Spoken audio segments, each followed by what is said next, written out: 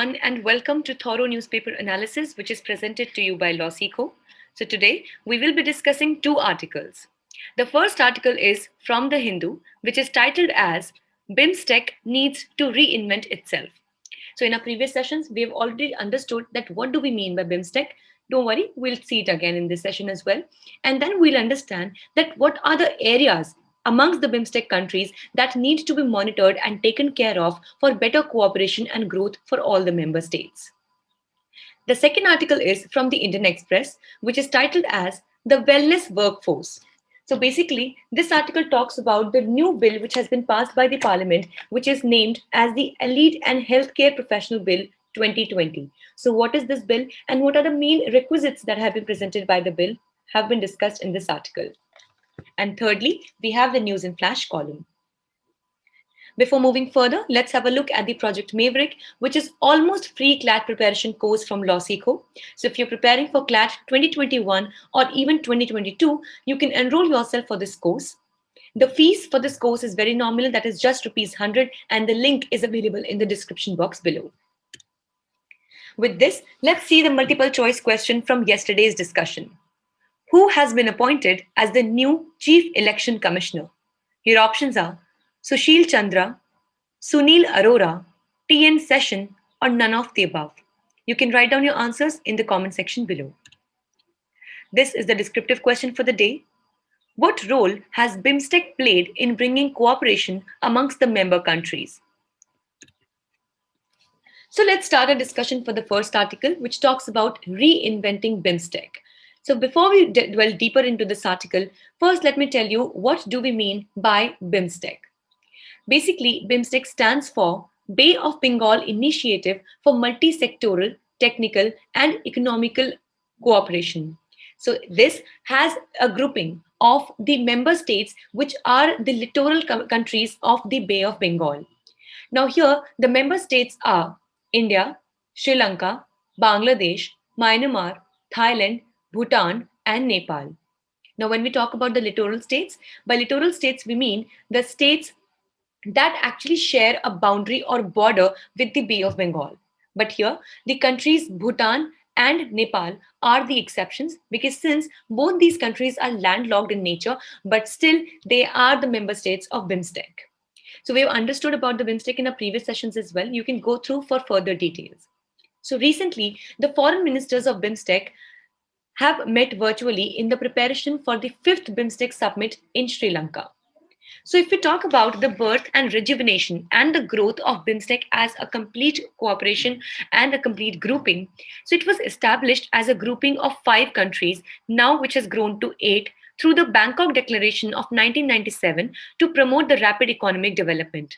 Now here, this becomes another important question as to Bangkok Declaration is associated with, so the correct answer would be BIMSTEC. Also, we need to know that the BIMSTEC came through which declaration? It was the Bangkok Declaration of 1997. So if we talk about the first 20 years of BIMSTEC, only 3 summits were held. And then the 4th summit was held in 2018 in Kathmandu, which is the capital of Nepal. Basically, in this summit, it devised an ambitious plan for the institutional reform and renewal for all the member states. And thus, the Charter of BIMSTEC was also brought through this summit.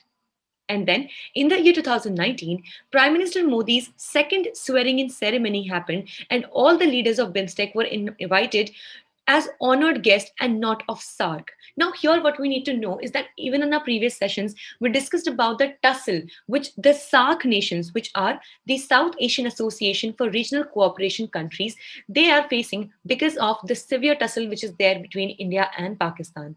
And just yesterday we had discussed that how both the countries, India and Pakistan, need to commit peace and have to sit on the same table and at the same level so that the other countries of the SARC should also be having this entire cooperation amongst themselves. Here, that is why on the 2019 swearing-in ceremony, all the member nations of the BIMSTEC, the leaders from BIMSTEC were invited in the swearing-in ceremony. So if we talk about the recent decisions that have been taken at this particular front, The foreign ministers cleared the draft for the BIMSTEC Charter and supported the master plan for transport connectivity. Now, as we know that most of these nations are in some or the other way very closely related, like for example, India, Nepal, Bhutan, Bangladesh, Sri Lanka, and even Myanmar and Thailand. So either they share land boundaries with each other, and if not, they are connected via the means of Bay of Bengal. And that is why it needs to be taken care of that good preparations are taken up for the coming up of transport connectivity as well, because this would definitely enhance the trade and import and export amongst the countries. Also, the preparations have completed for signing in three agreements relating to: first, the mutual legal assistance in criminal matters; second, cooperation between diplomatic academy; and third, establishment of a technology transfer facility in Colombo. So in a way, all the areas like the diplomacy, law, as well as taking care of the law and order as well, and even the transfer of technology and science and information has been brought through these particular signing of agreements. But the decisions lacked effort to boost the trade and economy of the nation requires. And that is why it is important that by the means of BIMSTEC, these countries, which definitely have enough scope for trade both at the domestic as well as the international front, should come together and help each other in the economic growth of one another. Let's understand that what are the main hurdles here now, because obviously when we're talking about growing the BIMSTEC at a good and faster level, there are also a few obstacles that are seen on the way. First is the weak bilateral relations of the members. Now, when we talk about BIMSTEC as a whole, the countries might share good relationships, but many a times there are bilateral tussles or bilateral uncertainties that take place between the nations. Like, for example, very recently, India and Nepal had the border dispute wherein the Nepal had produced and presented its national map, wherein three important areas of Uttarakhand, which definitely belonged to the Indian national map, were included in the map of Nepal. And that is why the decision came up and it brought a kind of tussle between the two countries. And very recently, even India and Sri Lanka had the problem in the East Coast terminal, port as well. So there also there was a problem between the two countries. And even if we talk about Bangladesh and India, there have been serious discussions about the Citizenship Amendment Act and even the inflows of illegal immigrants from Bangladesh, specifically to the northeastern states of India. So similarly, there are other problems as well. Even if in the recent scenario, if we talk about the issue where Myanmar has faced the military coup, due to which a lot of Rohingya migrants have moved into towards the Indian states. So India has not been able to accommodate them, and that is why it can give a valid ground for friction between the two countries. Now, the second one is uncertainty over SARC that we just discussed, that because some of the member states of BIMSTEC are also the member nations of SARC. Like, for example, India is a member of both, though Pakistan is only a member of SARC. But still, there is an uncertainty in the SARC nations, which ultimately impacts the long-term relationships of the nations which are a member of the BIMSTEC as well. And thirdly, China's decision intrusion in South and Southeast Asia. Now, as we know, that China specifically shows huge interest in the areas of the South China Sea and other Southeast Asian nations, wherein China definitely wants to develop its own, a strong nature, and it wants to develop its strong position in these countries. And that is why many a times it comes contrary to the interests of the other member nations of BIMSTEC, because as we know that China is not a member of the BIMSTEC, but still it has a huge influence on the countries which are the members of BIMSTEC, ultimately leading to a problem wherein the countries are negatively influenced and thus lack of cooperation occurs amongst the BIMSTEC members. So, as we know already that the BIMSTEC was founded in 1997, which was the declaration, the name of the declaration was Bangkok Declaration. And as we know, the full form of BIMSTEC is Bay of Bengal Initiative for Multi-Sectoral Technical and Economic Cooperation. With this, let's discuss the second article for the day, which talks about the Allied and Healthcare Professionals Bill 2020. So the National Commissions for Allied and Healthcare Professional Bill 2020 has been passed by the Parliament in the month of March. So if we talk about the specific timeline about the bill, so it was in the 1990s when initial efforts had begun and the consultations had started regarding this particular thing.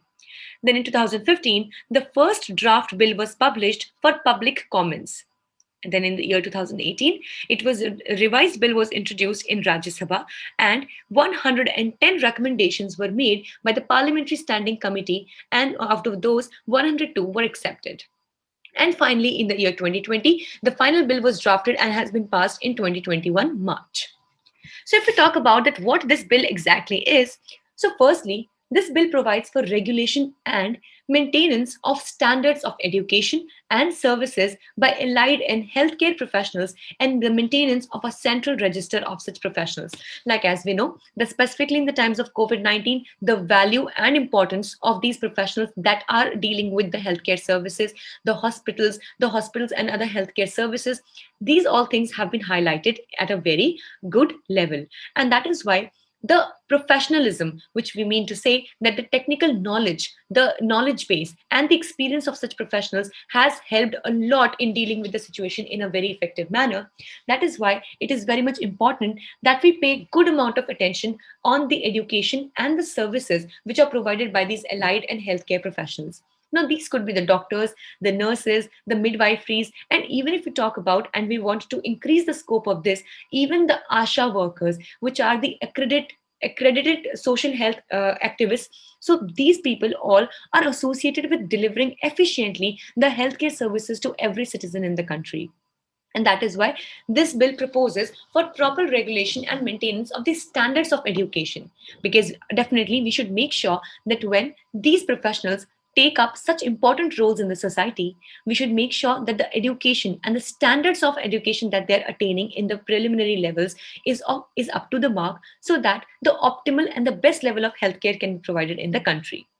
So if we talk about the key features of this particular bill, it classifies, firstly, the allied professionals using international system of classification of occupations. So now what base does it use? It uses the ISCO, which is the International System of Classification of Occupations, according to which various occupations amongst the healthcare workers and healthcare professionals have been chosen. Secondly, it establishes a central statutory body to frame policies and standards, regulate conduct, prescribe qualifications, create and maintain register.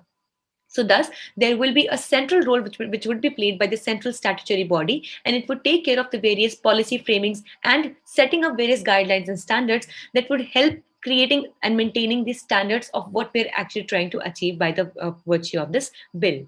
And thirdly, it establishes the state councils, and that would actually execute the major functions. So definitely, we need to have a body that would execute the guidelines and the conduct and all the qualifications which are prescribed. So, and thus the state councils would be taking up this particular role. So if we talk about that why there is a specific need to improve the healthcare, we already know that the stress of modern lifestyle, rapid urbanization, rising chronic non-communicable diseases, and increasing the proportion of elderly has been seen increasingly in the past years, and specifically it has increased by 10% in 2020. And thus it is of utmost priority that the healthcare services are boosted up and they are given most importance in any society. So if we talk about this particular thing, which would actually provide the advantage India, if there is a strong demand for healthcare in the country, then there are attractive opportunities which are available in this particular sector. Then rising manpower will definitely help in making the human resource better, and also the provision of better healthcare services at large.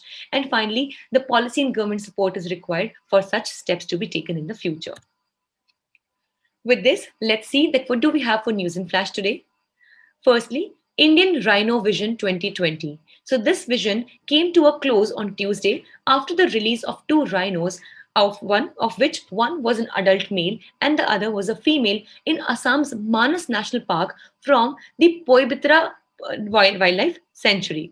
So it was designed in 2005 to achieve the target of attaining 3,000 rhino population in Assam, and definitely it has worked very well. So what is the we can know that which vision or which project was associated with the conservation of the rhinoceros.